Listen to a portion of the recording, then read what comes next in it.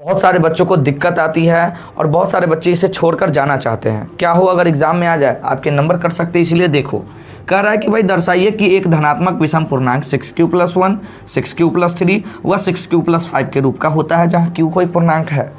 आपके तो पल्ले नहीं पड़े होगी, मैं समझाता हूँ। देखो, अगर मैं मान लेता हूँ कि भाई कोई विषम धनात्मक पूर्णांक a है, कोई विषम धनात्मक पूर्णांक a है।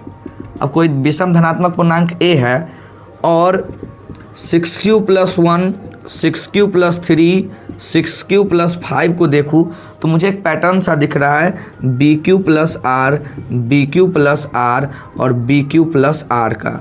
यानी कि a तो मुझे नहीं पता है, लेकिन b मुझे पता है। b कितना? 6। अब b अगर 6 है तो मैं कह सकता हूँ भाई a बराबर bq+r होता है, जहाँ r 0 के बराबर होना चाहिए, या r जो होना चाहिए वो b से छोटा। मैं इसको ऐसे लिख देता हूँ, b से छोटा और 0 के बराबर, या r 0 से बड़ा होना चाहिए। अगर ऐसा होगा तभी बात समझ में आएगी।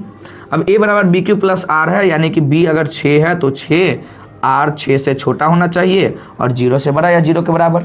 इसका मतलब r क्या होगा? 0 हो सकता है, 1 हो सकता है, 2 हो सकता है, 3 हो सकता है, 4 हो सकता है, 5 हो सकता है। 6 से छोटा है तो 6 तो नहीं हो सकता है, इतना ही हो सकता है।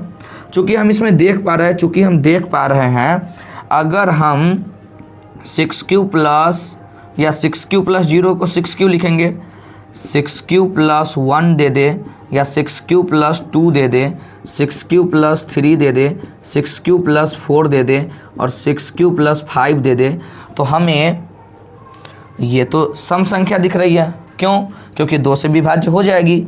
ये भी सम संख्या दिख रही है क्योंकि 2 से विभाज्य हो जाएगी। ये भी सम संख्या दिख रही है क्योंकि 2 से विभाज्य हो जाएगी।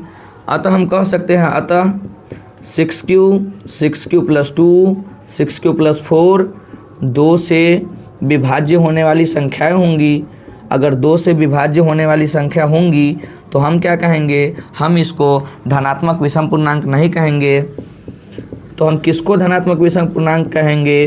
तो हम कहेंगे अतः जो हमें बचा है भाई 6q+1, 6q+3 और 6q+5, ये धनात्मक विषम पूर्णांक है। बस ऐसे बना देना है, आपके 2 नंबर पक्के। मिलते हैं अगले वीडियो में।